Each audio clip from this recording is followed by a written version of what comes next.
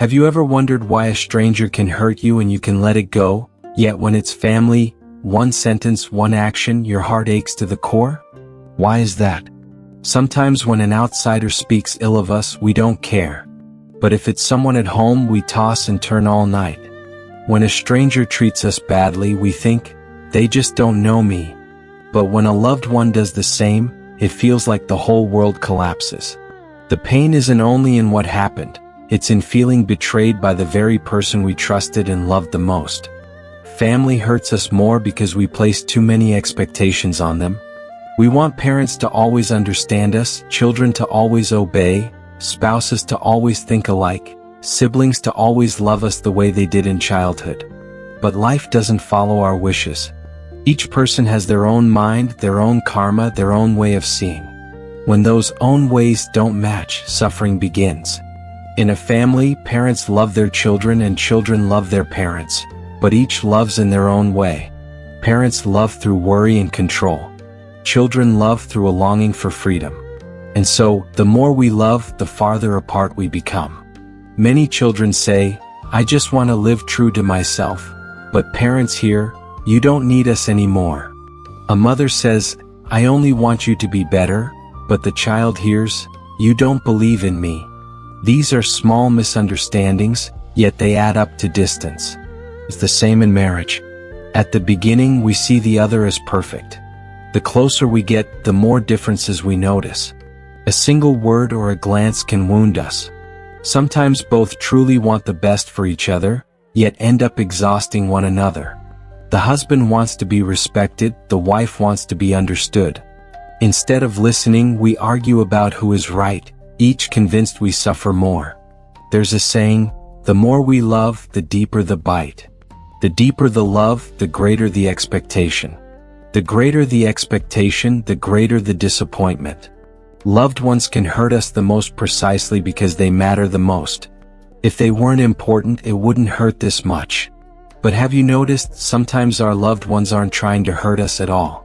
They're acting from fear, from how they were taught, from their own karma. Parents control because they fear their children will go astray. Children talk back because they fear losing freedom. Spouses get angry because they fear being forgotten. Everyone is reacting to the fear in their own heart, yet we only see their faults. So the pain between loved ones is not always malice, it is often a lack of understanding. We want to be understood but forget that they want the same. When both sides want to be heard and no one listens first, suffering multiplies. Someone once said, I can forgive the whole world, but I can't forgive the very person in my family who hurt me. That sentence carries a lot of tears. Forgiving a stranger is easier. Forgiving family means letting go of pride, attachments, and the image we once clung to. That is not easy. If we look deeply, we'll see our loved ones are not our enemies. They are mirrors reflecting the parts of us that haven't healed. If we're angry at our mother for scolding, maybe there's still a child in us who never felt understood. If we resent a husband for being distant, maybe our own fear of abandonment hasn't been seen. If we feel bitter toward a child for not listening, maybe it touches the helplessness in us from long ago that we never accepted. The Buddha taught, those who make us suffer help us see ourselves. If we truly grasp this, we stop blaming and start looking within. Our loved ones didn't come to make us miserable. They came to help us learn how to love and how to let go. In the Anguttara Nikaya there is the idea, no one can wound you more than the one you love, and no one can awaken you more deeply than that person. Every relationship is a karmic condition, and family is the deepest of all. To meet, to love, to suffer, is an invitation to learn together. Perhaps they came so we could learn to listen. Perhaps we came so they could learn to release.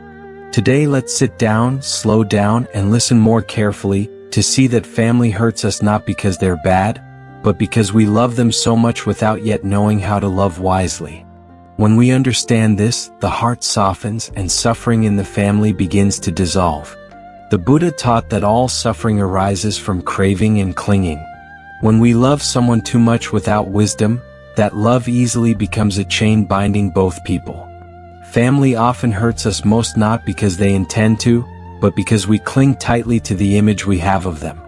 We love them not only for who they are, but for who we want them to be. In close relationships, craving and clinging interweave. Craving is love. Clinging is the urge to keep in control. We love our parents, yet want them to be exactly as we think they should be. We love our children, yet want them to follow the path we choose. We love our spouse, yet want them to remain as they were in the early days. When they change and life shifts, we suffer. Not because they've become worse, but because we cannot accept impermanence.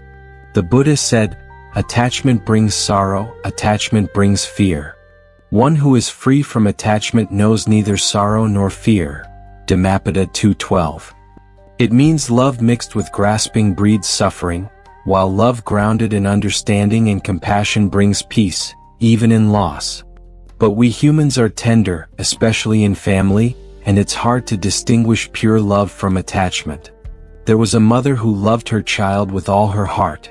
She did everything for him, worrying about every meal and every sleep. Wherever he went, she watched over him, calling constantly.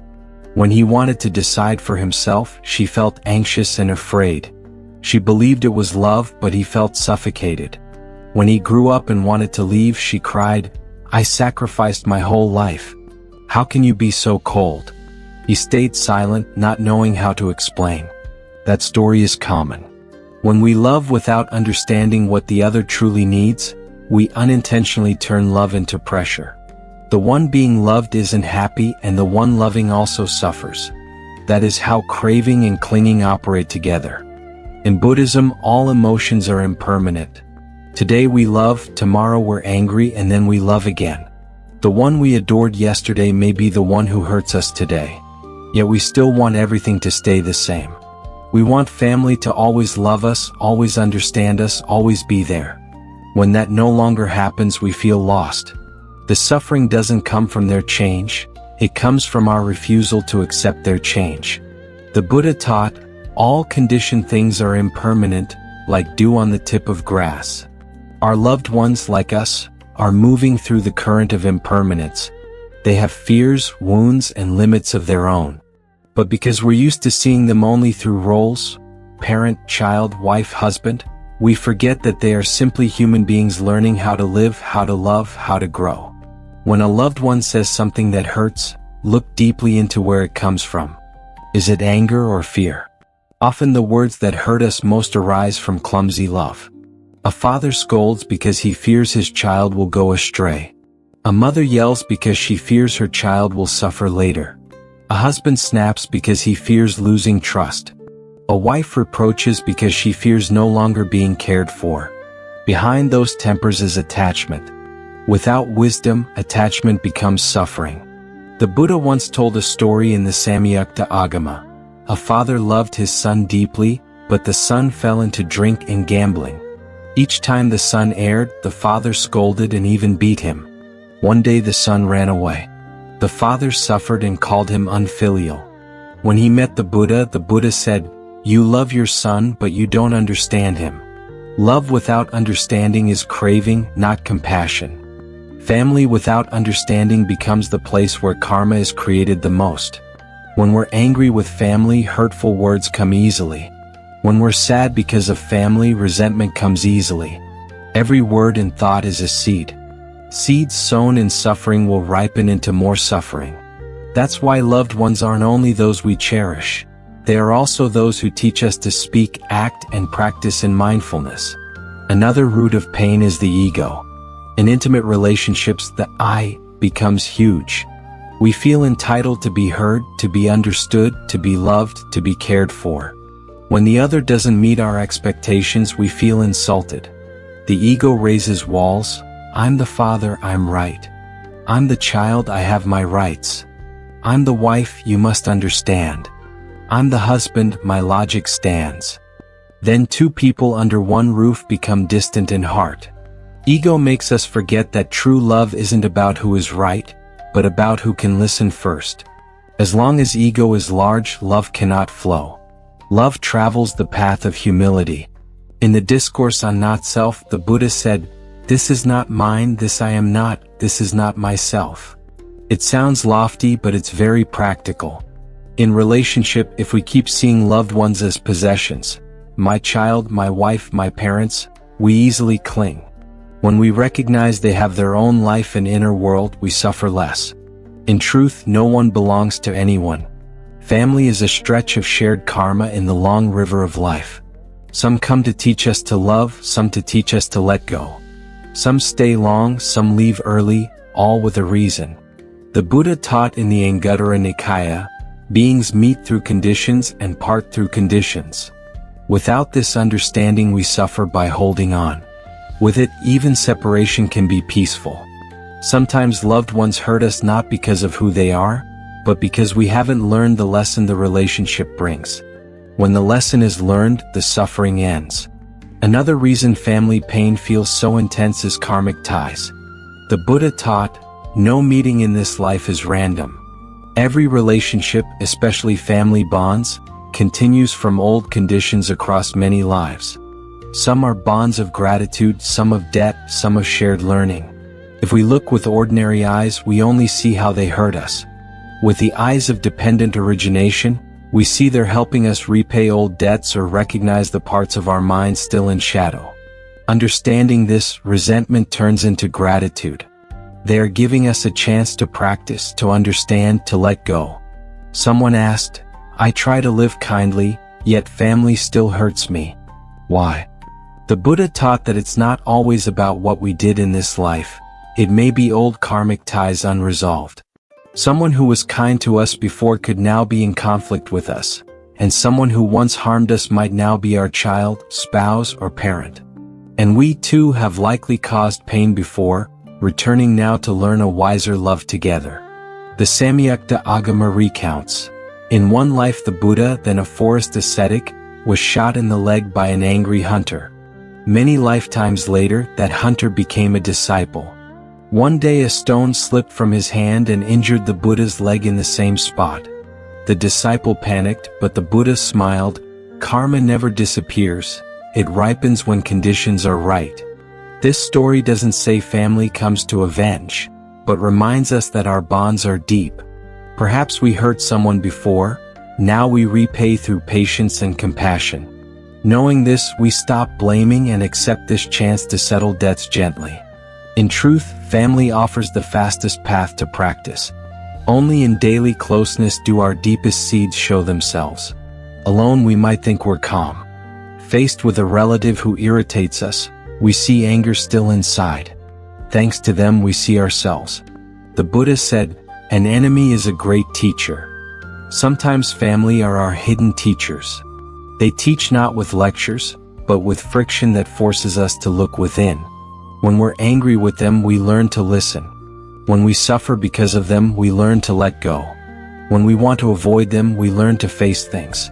Each relative is a mirror reflecting our not yet bright places. A very ordinary story. A woman felt constantly criticized by her mother-in-law. Everything the older woman said felt like an attack. After a short retreat, her teacher suggested, see your mother-in-law as a mirror. Each time you feel pricked, ask which part of you has just been touched.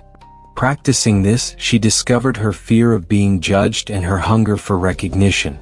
Seeing that fear, she understood her mother-in-law too, who was afraid of losing her place in the family. Gradually they reconciled. Loved ones don't hurt us to diminish us, they awaken us. They reveal the dark corners we avoid. We may be patient in public but quick-tempered at home, gentle with strangers yet harsh with family. That gap is our training ground. The Buddha taught, the wise, when meeting suffering, turn inward to examine the mind. When we pause and look deeply, we see the root of family suffering lies not in the other, but in our own attachment and ego. As we loosen the I, our heart widens, and when the heart is wide, family can no longer hurt us the same way. We also often confuse love with possession. We say, I love, but there's a hidden I want. We want to be understood, obeyed, and followed. True love doesn't have I want, because love doesn't demand. The Buddha taught, true love is wishing the other to be at peace whether or not they are with us. If our love is filled with anxiety, fear of loss, fear of change, that is attachment, not compassion. Attachment binds, compassion frees. Attachment breeds suffering, compassion brings peace. Family hurts us because we haven't yet learned to love with compassion. We love with possession, fear, and expectation. When we learn to love without binding, relationships become lighter. Remember, family is not here to fit our ideal. They're here so we can learn how to love authentically. With that understanding, the heart begins to ease. Those who understand the path don't avoid family or accuse them. They quietly observe, breathe evenly, and smile. They know that each time we suffer because of family, some karma is being cleansed. Each misunderstanding we move through opens the heart wider. Each moment of patience and listening grows our merit. When we understand the roots of family suffering, craving, clinging, ego, impermanence, and karmic ties, we no longer want to run or blame. We just want to love correctly. That is the first step toward freedom. Once we see that family pain doesn't come to destroy us but to teach us understanding and love, the hurt begins to dissolve. Understanding is the first step of love. Without it, love becomes a chain. With it, love grows spacious and steady. The Buddha taught, understanding is the foundation of love. When we touch another's suffering, anger melts. When we see their circumstances, the heart softens. But to understand, we must learn to stop. As long as we react, we can't see. We need to pause, breathe, and observe to find the root of the suffering in the relationship. Think of times you were angry at family. In the heat of the moment you felt right. Later you saw it was simply two sufferings colliding. They spoke hurtfully because they were suffering. You shot back because you were suffering. Two storms met and became a tempest. If one person stops, the storm subsides. The one who stops isn't weak. They are stronger because they have the wisdom not to pour oil on the fire. The Buddha taught, only the water of compassion can extinguish the fire of anger. Compassion isn't passive endurance. It's seeing the other's suffering and choosing not to react. When we see our loved one is hurting, we don't want to argue. We want to help them find calm. This doesn't erase ourself. It anchors us in true love. To nurture compassion, practice 4 steps. Step 1. Contemplate impermanence. Everything changes. The loved one today is not the same as yesterday. Their emotions shift over time. Understanding impermanence loosens our grip on old images. We stop asking them to be who they used to be and learn to welcome who they are now. A strict father in youth may become fragile in old age. A once chatty child may become quiet and busy. All are signs of impermanence. If we cling to the old days, we suffer. If we see the law of change at work, we feel lighter. The Buddha said, all conditioned things are impermanent. Impermanence is not frightening. It becomes suffering only when we demand the impermanent to be permanent. Acceptance transforms pain into insight. Step 2. Contemplate causes and conditions. Every word and action has many roots. A worried mother may have known deep losses. A quiet father may have learned that men must not show weakness. A reactive child may have grown up under pressure. Seeing conditions helps us go beyond the present moment to understand that people act from everything they have been through. A young woman once resented her strict father who never spoke tenderly. In a meditation class, the teacher asked, "Do you know why he is like that?" She was silent. The teacher said, "Because he grew up in fear. When people are afraid, they forget how to speak gently." From that day, resentment faded into compassion. Step 3. Contemplate the heart of compassion. Compassion is the energy of understanding and love. With compassionate eyes, we stop seeing family as those who hurt us and start seeing them as those who are hurting with us. They don't act to harm, but because they lack skill to express what's inside. When we see this, resentment loosens. When a loved one is angry at you, they are not bad, they are in pain. People in pain say painful things. If we focus only on the words, we suffer. If we look beneath to their fear and emptiness, we begin to care. Compassion doesn't appear overnight. It's trained with mindfulness every time we are about to react. When harsh words are on the tongue, pause and ask, are they hurting or am I? That question is enough to wake us up. Step 4. Mindful communication. Meditation isn't just sitting for hours, it's knowing what we are doing, saying, and thinking. When speaking with family, remember to breathe. One breath can hold you in the present. With the breath, you hear more clearly, understand more deeply, and don't let emotions take the wheel. The Buddha taught, when the mind is calm, speech becomes gentle. When we're fully present, each word and gesture carries healing energy. Even if they don't understand right away, they will feel your peace. Practitioners aren't people who never get angry. They are people who return to the breath before anger speaks. Mindful people don't avoid conflict. They face it with calm. If one person in a home keeps mindfulness, the whole house gradually changes. The Buddha taught, one who dwells in loving kindness sleeps in peace, wakes in peace, and sees everyone with affection. One heart of kindness can light a home. Dear friend, if you're suffering because of family, don't rush to change them. Change how you see. When your view changes, your suffering changes. They may remain the same, but your heart is different, and when the heart changes, the relationship changes. As your view softens, you realize your loved ones are also learning how to live. No one is perfect. They may wound you, but if you look closely, you'll see their old wounds too.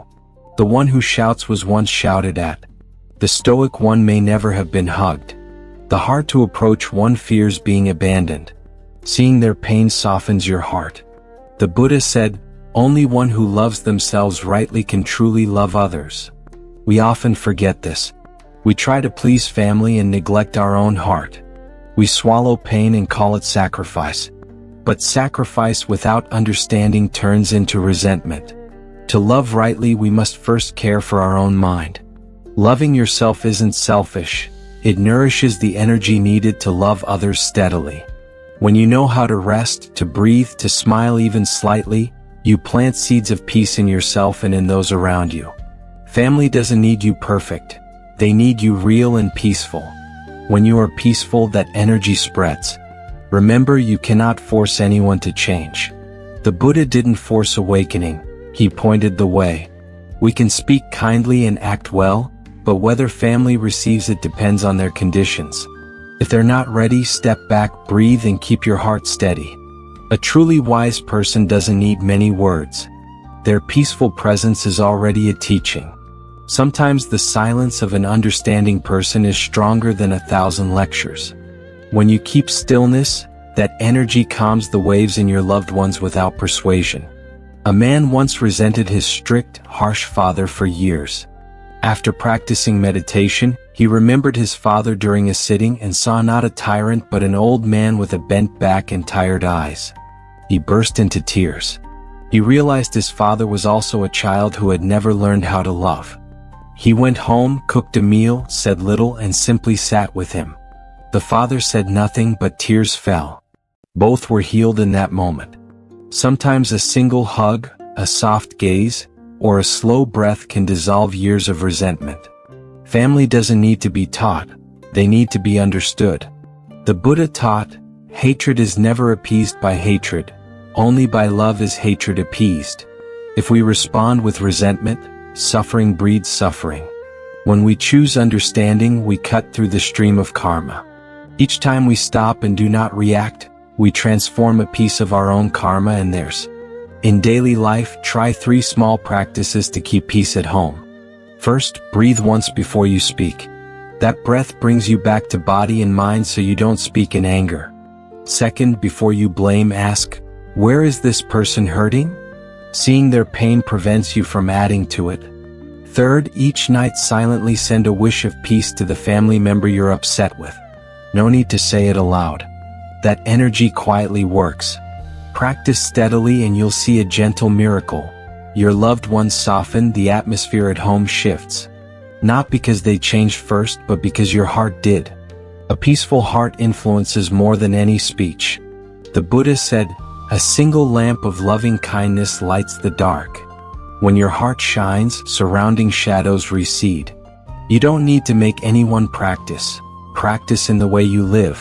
When you live lightly, speak softly, and think kindly, the Dharma is already present. There will be times when, despite your best effort, family still hurts you. Don't despair. Don't think that suffering means you're practicing wrong. Suffering is part of the path. The Buddha didn't teach us to avoid suffering, but to understand it. With understanding, suffering turns into wisdom. If one day you feel exhausted, sit quietly, breathe slowly, and whisper, "I am learning how to love." Each time you suffer because of family, you are being polished a little brighter. Like a gem, only through friction does it shine. Our story with family doesn't belong to one lifetime. It's a long journey. Perhaps today you are repaying, but within repayment there is understanding, within understanding there is love, and within love there is peace. One day you will look back grateful even to those who hurt you because they taught you the wisdom of loving rightly. Dear friend, by now you may see that family doesn't truly make us suffer. Our own heart, loving without wisdom, makes us suffer. They are mirrors that help us see what isn't yet clear within. When we can look back at ourselves, suffering eases and love begins to heal. Family comes closest so we can practice. Outside we may stay calm, but at home one sentence from a father, one action from a mother, one sigh from a wife, one silence from a husband can raise a storm. Not because we are weak but because we are being taught. The Buddha said, "The one who angers you reveals the part of your mind not yet tamed." Knowing this, we stop avoiding and begin to feel grateful. Grateful that through them we see our anger. Grateful that through them we train patience, listening, and humility. Every bout of anger is a moment of seeing. Every moment of seeing cleans the heart. If you're angry with a loved one today, try stopping to breathe. Breathing in, know the anger is here. Breathing out, know you are not the anger. Breathe in and recognize your pain. Breathe out and smile to it. That alone begins to soothe it. No suppression, no escape. Stay with it, breathe with it, and look with the light of understanding. The Buddha taught, as a mother cradles her ailing child, cradle your own suffering with love. When you can hold your pain, it loses its power. When you see your loved one is suffering too, your heart opens. Forgiveness is not forgetting. It's understanding that everyone is learning. Some learn through joy, others through mistakes. Loved ones hurt us because they're caught between love and fear, desire to hold on and not knowing how. Seeing this, we stop blaming and start comforting. If one day your parents reproach you, don't react immediately. See the love, clumsy as it is, inside their words. If your child talks back, don't rush to anger. Understand they're trying to grow and be seen. If your marriage grows cold, pause. Don't assign blame or argue right and wrong. Ask, do we still love? If yes, begin again with one slow breath. The Dhammapada says, no one escapes the words of others. The foolish are shaken, the wise listen and smile. So it is in family. The wise are not always silent. They speak when the heart is calm and keep quiet when words would add more pain. Life is short. Family may be here today, gone tomorrow. Many realize too late that the old anger wasn't worth it, that the victory in an argument meant nothing. Tears fall, but time doesn't turn back. While you can still speak, speak gently. While you can still hold hands, hold them. While you can still look at each other, look with understanding. The beginning feels hard, start small. Send a kind text. Pour a glass of water. Listen quietly when they speak. One small act can shift the energy. The Buddha taught, a single drop of goodness can quench the fire of resentment. Each night before sleep, think of your loved ones. Whisper in your heart, I'm grateful you're in my life even if you've caused me pain. I know you also suffer. May you be at peace.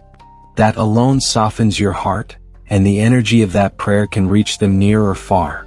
Remember, forgiveness doesn't make you smaller, it shows your strength. When you forgive family, you set both of you free. A practitioner doesn't wait for an apology to let go, because they know suffering isn't worth carrying. Sometimes loved ones don't change. They react the same, speak the same hurtful words. Then practice seeing them as children who haven't grown yet. We don't hate a child for not knowing, we feel compassion. With that view, we stop being wounded. The Buddha taught, No one can make you suffer unless you allow it. Suffering doesn't lie in others' words or actions. It lies in how we hold them. With wisdom we make pain light. With compassion we turn pain into love. Breathe in and be grateful you still have people to love. Breathe out and release expectations that weigh you down. Breathe in and know you still have conditions to learn. Breathe out and be thankful for learning through family. Let each day with family be a chance to practice. No need to preach or chant. Just live lightly, mindfully, kindly. Every look, every word, every shared meal can be meditation. When we are grateful for these moments, we are already living the Dharma. Loved ones are not here to make us suffer. They are here to teach us to love without clinging, to understand without blaming, to let go without losing warmth. When we see this, suffering becomes a seed of awakening. If anger still lingers today, smile gently and whisper, "I understand now." Understand to love, love to find peace, and live lightly in this ever-changing life. When you can look at family with gratitude instead of blame, you've taken another step on the path of freedom.